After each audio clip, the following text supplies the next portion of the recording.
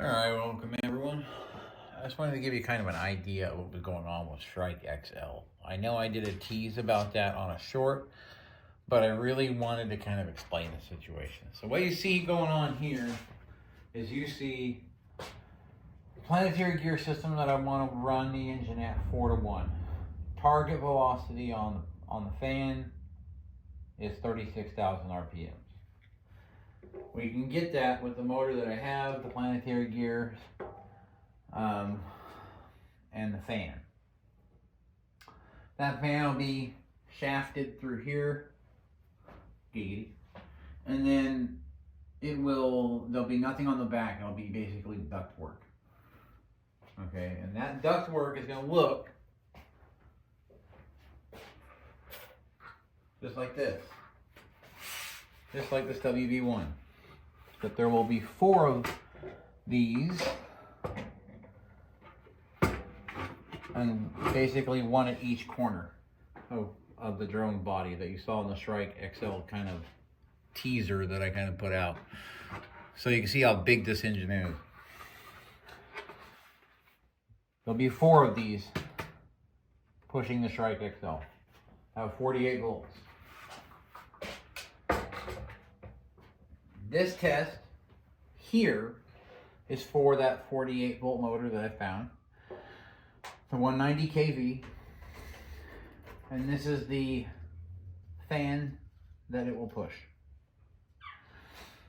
I will have obviously clockwise and counterclockwise rotating blades just like any other drone, but I do not want to put too much stress on the motor. I think in the aspect of how drone control works, where you're raising, lowering RPMs, things like that to get yaw and pitch and roll and things like that. So the idea behind this is I'm going to gimbal each one of the motor pods. So each one of the motor pods will have 2 gimbal points. One from the motor pod to a center shaft or a center ball with an actuator, and then a actuator ball at the body. That's going to give it another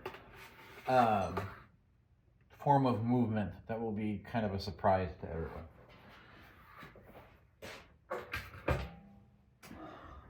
The idea is to have the Shrike XL not rely on RPMs as far as changing RPMs to keep stability.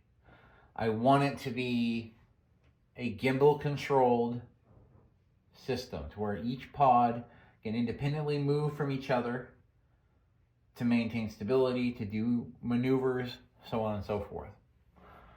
Now, I know something like that sounds like, okay, how are you going to program that? Well, I mean, most of the technology to program things of that nature literally resides in a SpeedyBee F405 wing.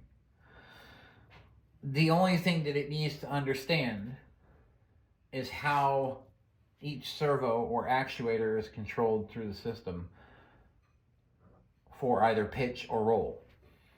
So you could collectively link them together and then have their range of motion through a separate programming module that would feed into the flight controller. But I think eventually it's basically going to come down to an Arduino style or Raspberry Pi style kind of controller and a certain type of code that can be interpreted. Well, it doesn't have to be interpreted by the flight controller, it just needs to be interpreted. The language from the flight controller's control signals for each motor needs to be interpreted by the module. So the module will control the gimbaling.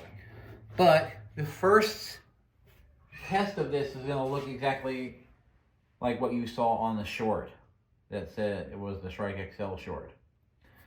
And I think I named that one "You Can't Believe." You won't believe what's coming. I'll link it to this video so you can kind of see it and get an idea. first and foremost will be testing each engine, its thrust capacity, getting it in the air, and then basically having the Shrike XL hover steadily, using that RPM control from the flight controller solely to see how it acts. And that will give me an idea of how much authority I have over movement based on how it can control those motors, those RPMs, like a traditional drone. Then the second step will be introducing the gimbaling system. And the gimbaling system is sort of a secondary project to the actual main Shrike XL, but is the ultimate goal in the Shrike XL project, is to have those gimbaling nacelles. So this was just a test platform. This performed very well as a test platform. It really did. It went above and beyond what I expected it would do. When I ran the 800 kV motor in it, it had significant thrust. And basically going from 22 to 48 volts was the goal. And to go to 48 volts, you want to go to a lower kV, because a higher kV would be it wouldn't have the torque. So the higher kV, and using a planetary gear system that's adjustable, gave me the freedom to go ahead and say, okay, I can use a big motor, a big ESC, stay at 48 volts for the whole system, and have the torque I need here at the gearbox. That's where the torque needs to be. And then of course, the planetary gear system is going to be made of metal. This is nylon 6. I wanted to see how far I could push it on this test, so that's why I'm getting set up for a test to run this gearbox and that fan only. There'll be no mass behind the fan. It's just the high pass fan. So there's going to be no low pressure turbine like I had in the WV1. It's just the fan. That's it. And we're going to see what we get out of that as far as thrust. With at 4 to 1. Depending on the RPMs. If this nylon 6 lasts longer. Because I noticed that if you look at, this is how the sun gear is supposed to look, right? And that's not how it looks when it's done. When the sun gear gets done getting stripped out because of the torque put on it by the system of planetary gears, that's what happens. You lose the center planet, you lose the sun gear. It's what takes the brunt of the torque. So the nylon 6 being on the planetaries and on the sun gear was realistically the best way to go for me. So for testing nylon 6, that is. Eventually those will be metal, and so will the outer ring gear. The outer ring gear will be metal, and the planetary carrier will be metal. Everything in here will be an alloy, so that I can test different alloys. So we could start with aluminum, or we could go with hardened steel, so on and so forth. We could go to tool steel. It really just depends on the load on the actual gear. I'd go with tool steel just to get it out of the way and skip the other materials. You know, like just to make sure that I don't have to worry about it. Just go with tool steel, right? Okay, so that's probably going to be the next step after this. So these next tests are going to be basically as is. The new motor, I have to design the mount after the motor gets here. I have the specs, I think, on the sheet. I may be able to start designing the mount first, but it will integrate into this mount, which integrates into the front of the fan here, and is driven by an indexed rod at the rear, and the same indexing on the fan. So this sits in here, you've seen it before, and then this sits in front of that and drives the fan, and then we can adjust the gear ratio, and then the ductwork goes around that out the back, and that of course will look like the one I already showed you, this WFan V1. So basically, I'm just waiting for the motor to get here, and once it gets here, we'll go ahead and we'll get that spun up, see how it does, and test the thrust on it. We'll test the reliability of the nylon 6, see where its failure point is, because I still think it's going to fail, because printing PETG at different layer thicknesses and different infills, and basically I did a PTG ice where it was almost like glass, made it more, it just made it more brittle is what it did. And now I know that nylon has some elasticity, but it's known for its strength. It's known for its lack of deformation under stress. So the idea was, how far can I push it before it breaks? Because I still think that strength is going to come with some brittleness. And I think that's going to probably kill the sun gear. But I may get to a higher RPM than I did last time, because I would always get to a certain RPM threshold on the motor I was using, and then it would basically chew up that sun gear. That'd be it. You'd see the teeth fall out of the gearbox. And you knew it was it. You knew that was it for the sun gear. So that's where we're at. That's the plan for the Shrike XL. I kind of wanted to give you an idea of how that was going to unfold.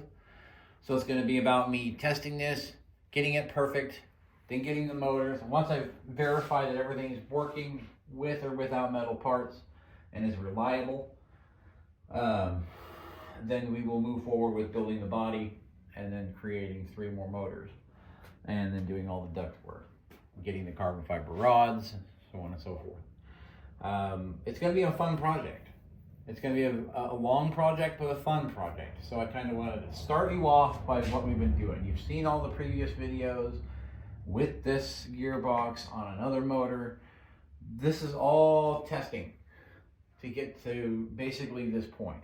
Finding the right motor, the right ESC, the right voltage, the right gearbox materials, the right fan materials, the right casing materials, the right bearings, so that basically everything could be reliable. Everything's modular, so maintenance can be performed, and it's basically all 3D printed. So that's the goal. So the next steps will be testing this motor and then going from there. We're gonna, once we verify it with a couple of test runs on thrust, and then a couple of test runs on endurance, more longer runs where we drain the batteries. Once we have a couple of runs like that and everything still looks good, then I'll replicate the motor basically 3 more times, and then get my other supplies ready for printing the body and getting power distribution boards. I do have to get another one. I have one taro I'm going to be using. I'll be using 2 of the taros to push it, but I may not have to. That was before, but I may not have to use more than one of these, since the amperage that it's going to be calling for is much lower than the motors that I had intentionally planned for this beforehand. So I think one of those Toros will take care of it on the power distribution. And then we'll use a traditional Speedy Bee F405 wing APP, or whatever one of the newest ones that are out are. And I will see how it works drone that size. It worked great on the original Shrike. You can look that up in the playlist if you want to see an EDF drone. I did 70mm EDFs off of Amazon. It was pretty interesting. Had a 500 amp power distribution form from Advanced Power Drives, and the Speedy Bee F405 wing, and a GPS module. It ran off of a 6,000 milliamp 100C discharge pack, an XT90 connector. So it ran for a while. It was a good drone, but I kept messing with the PIDs to understand more about it, and then I ended up wrecking the thing. I'm gonna rebuild it because it's a nostalgic piece for me. It's kind of where I was, where I started out at. So, Yep. Keep looking for the videos because they're coming out. The next couple of videos are going to be testing of that, unboxing of the other printer, finishing up of the plane over there in the corner. We got to finish that one up. I got more filament coming for it. That's our car boat plane over there. So we're going to see what happens. It's the ugliest car boat plane I've ever made. And I'm calling it car boat plane because it just sounds so ridiculous. But it's going to be fun to fly. Or fun to watch turn into a lawn dart, one way or the other. So stick around. We got a lot more coming, a lot more to do.